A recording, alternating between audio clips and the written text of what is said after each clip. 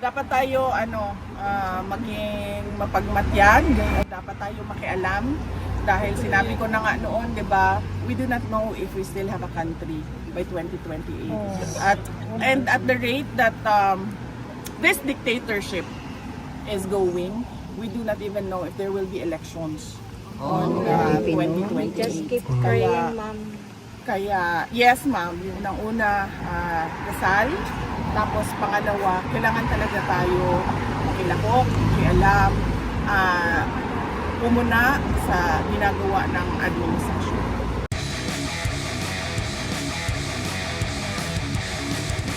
Vice President Inday Sara Duterte, welcome back to the Netherlands. Kamusta po kayo, ma'am? Thank you for the welcome, and I welcome as well our mga kababayan na galing sa iba't ibang bansa na nandito sa Den Haag. I'm okay, walang problema. VP Inday, I think a lot of people wants to know, kamusta po ang inyong ama, ma'am? That's the burning question naman all the time. Okay lang naman siya, wala mo siyang problema. We had productive discussion about politics. So, ang gusto lang, naubos yung oras namin sa kakatanong niya sa estado ng politika sa Pilipinas. Ma'am, it seems that notably 30 minutes early yung pag-out niyo, ma'am. Is this a new development? Kasi 2:45 pa man, ma'am, wala pa nag 3 o'clock. 1:30, 2:30. Sa oras naman di ay? 2:44 pa, ma'am. Balik niya ang oras ko. 2:44 pa, ma'am. 2:44, so 15 minutes early. Mga 20. Wala akong kabantay. Wala akong kabantay. Okay. Actually. But everything is okay naman so far, ma'am. Oh, dating nga nito, no? Wala ka, VP. Actually, nag-chismis magod mi ni Pierre ni kaganina. Tapos, sulti na ang security na I have to go I have to go. And then PRD requested 5 minutes extension para lang mahuman ang chismis ba. But said no, not today. But on any other day, yes. So I was thinking maybe, I don't know. Okay. I do not know. Basta na siya lain na schedule pa. Okay. VP Inday, yung recently concluded mo na meet and greet sa London, nakita ng buong mundo na solid talaga ang suporta sa iyo ng taong bayan. That's basically the trust and confidence of overseas Filipino workers just for London alone. How do you feel, ma'am, seeing that particular crowd? Well, heartwarming at nakakaiyak dahil karamihan sa kanila kapag na face to face na, ang una talaga nilang tanong is kamusta na si Tatay Digong. At kung hindi man yan, ang sinasabi ay ipaabot mo yung aming pagmamahal at pagdarasal kay Tatay Digong. So, karamihan talaga doon yung kanilang pangungulila kay President Duterte. VP Inday, in as far as a positive development is concerned, yung results sa dalawang survey Pulse Asia and SWS, talagang nakikita na yung trust and confidence and your ability to lead in as far as being the Vice President of the Republic of the Philippines is concerned has resonated to the millions of Filipinos. How do you feel, ma'am, na steadfast, steady, strong pa din ang suporta sa iyo ng mga Pilipino in comparison to what is alleged by some? On that point, I am truly blessed, no? Favored ako ng Diyos sa ganyan na bagay. Hindi ako makapag-explain sa mga surveys dahil hindi ko naman alam paano yung ginawa o kung sino ang nagpagawa niyan. Pero lagi lang talaga ang sinasabi ko kapag merong survey na lumalabas ay nagpapasalamat ako sa patuloy na pagtitiwala ng ating mga kababayan sa akin, sa aking mga kasamahan sa OVP at syempre sa aming opisina. VP Inday, on a different matter, were you able to watch or perhaps read a transcript of the State of the Nation's address ni BBM? Hindi ako nanood ng SONA like last year and wala akong planong basahin ang nilalaman ng SONA o kahit man ng summary dahil I truly believe it is a waste of time of the Filipino people. VP, marami po ang nagtatanong, how do you maintain the radiant glow na talagang shining, shimmering, splendid ka talaga? From sauna to beauty and wellness. Akit puti. Kasi ma'am, ang dami nagtatanong ma'am, how do you keep such a radiant glow knowing na kabilat kanan yung atake sa iyo ma'am, may it be personal or political? Hindi ko lang alam ha, sandali lang. Gusto ko lang matanong kung hindi ba ganito ang glow ko noon, 2022? Ganito. Actually, mas ma'am, mas grabe. Yes. Grabe, Jude. Wala man kasing difference sa akin simula nung 2022 hanggang ngayon. Siguro nadagdagan lang yung skincare kasi nga. Kasi ko ito, ma'am. Kasi nagkakaedad, di ba? Pag mahirap na pag 38 ka lang, tapos nangmumukha kang 68. kaya syempre pag Mag-guilty, mapuntaan namin. pag Ma'am, wala akong pinapatamaan. Kasi meron tayong kilala na 68 pa lang pero mukha ng bangkay. Kailan yan? Kailan mo? So wala naman nagbago sa akin pang simula noong 2022. In fact, before 2022. Pareho lang yun. Yun lang na meron na akong awareness ngayon sa aging ng mukha. Kaya meron ng mga Sunblock, ma'am. oo, meron ng mga yung sinusulat ng dermatologist na skincare. Okay.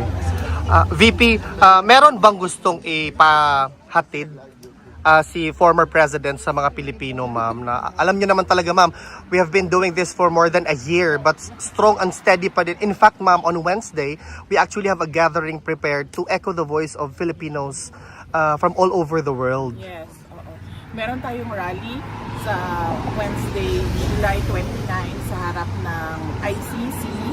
And this is a Free Duterte Now rally.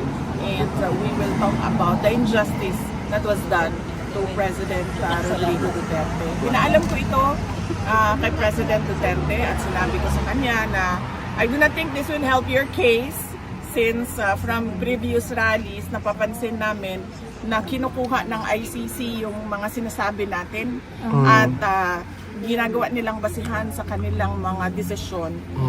And then he said na bakit pa kayo mag-rally? What for? Sabi ko, para lang malabas namin yung galit namin. At marinig ng buong mundo yung galit ng mga Pilipino sa ginawa sa iyo. And then sabi niya, okay, bahala kayo kung yan ang gusto ninyo. But I warned him that it will not help his case and he said na, okay na. Kung ano yung gusto niyo.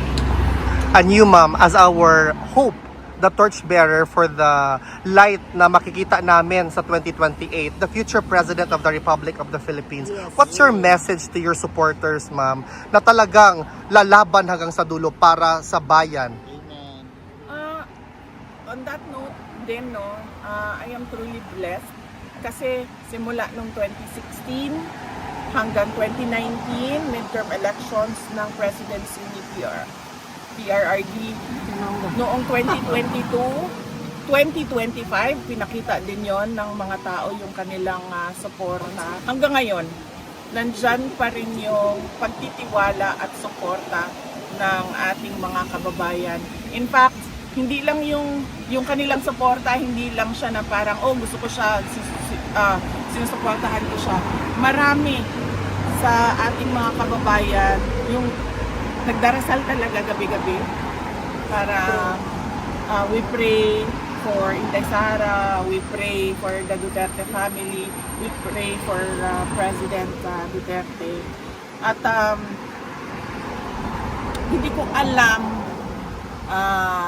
kung saan nanggagaling yung ganyan kalakas na pagtitiwala at paniniwala ng ating mga kababayan. Pero kami, tulad ko, ako tuloy-tuloy lang talaga ako sa trabaho ko. Kung ano yung mandate ng Office of the Vice President, apart from the Vice President being a constitutional successor, kung ano yung mga merong budget na mga programs and projects sa loob ng aming opisina, yun lang din at yun ang ginagawa namin. VP Inday, on behalf of the Filipino all over the world, asahan niyo po ang suporta namin sa 2028. Duterte! Dapat tayo maging mapagmatyan, dapat tayo makialam dahil sinabi ko na nga noon, 'di ba? We do not know if we still have a country by 2028. And at the rate that this dictatorship is going, we do not even know if there will be elections on 2028. Just keep Kaya- praying, ma'am. Kaya, yes ma'am, yung unang-una, dasal. Tapos pangalawa, kailangan talaga tayo makilahok, makialam, pumuna sa ginagawa ng administrasyon. Maraming salamat. Question ka? Ma'am, question. Last year sona po ni PBBM, nabanggit po niya yung mahiya naman kayo. And then according to him, ma'am, he's the one na na-expose about sa corruption, especially po sa flood control scheme. And then sabi po niya, wala daw pong administrasyon ng mga nakaraan ang may nagawa tungkol dito. Siya lang daw po ang may mga napakulong and then may na-frozen na asset. Wala naman siya napakulong sa flood control scandal eh. At saka, yung sinabi niya na mahiya naman kayo, it was a PR stunt na sinali nila yung linya na yon sa speech niya na nag-backfire. Dahil ang katotohanan naman kasi talaga, ghost projects yung flood control kung hindi man substandard, unfinished or substandard projects. No? So, sinasabi niya na lang yan ngayon na parang ako yung nagsabi ng mahiya naman kayo para mailayo niya yung sarili niya doon sa flood control scandal. Unfortunately, hindi niya pwedeng gawin na ilayo niya yung sarili niya doon sa korupsyon sa flood control scandal kasi siya yung pumirma ng budget. Yan yung inuulit-ulit ko na it is doon sa pag-file ng impeachment case sa kanya. Yun yung impeachable offense doon. Nagpumirma ka ng budget na alam mo madaming insertions. Na alam mo yung NEP mo hindi na siya yung lumabas na GAA. At kahit pa man na nakikita mo na merong anomalya doon, pinirmahan mo pa rin yung budget. Kaya hindi niya pwede ilayo yung sarili niya just by saying na ako yung presidente na nagsabi na mahiya naman kayo at ako yung presidente na nagpakulong dahil wala namang nakulong eh na walang nakulong na mga tao na tumanggap ng mga maleta na galing sa flood control scandal. And ma'am, kanina sa zona po niya, nabanggit po niya na malapit na daw, or kakasuhan na daw po si Romualdez at may mga congressman na po na parang magsiserve na po na sila ng warrant po sa mga congressman na involved po sa flood control scandal. Di ba yan din yung sinabi niya last year, bago mag-December may makukulong na. So meron bang nakulong bago mag-Christmas? Wala. So wag niyo na i-expect na makulong yung dating speaker o mga members ng House of Representatives. Huwag niyong balik na lang tayo sa 20 pesos ang bigas. Yes. 'Di ba? O hindi, balik tayo sa akin. Sa akin na lang. Dalawa lang ang hiningi ko eh.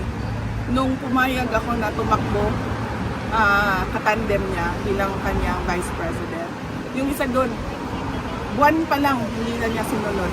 Wala pang 1 year. Isa lang yon. Related lang yon sa pakiusap ko sa kanya sa kailangan kong gawin gabi-gabi para sa aking mga anak kasi bata kayong mga anak ko. Wala siyang, hindi niya tinupad. Sige, sabihin na natin, no, personal yan eh. Pwede naman hindi to pa rin yan, eh. Okay, fine. Doon tayo sa 20 ang bigas.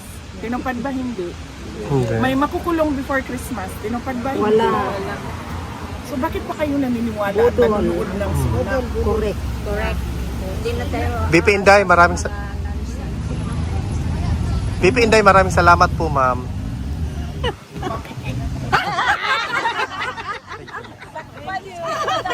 Picture na ta, ma'am.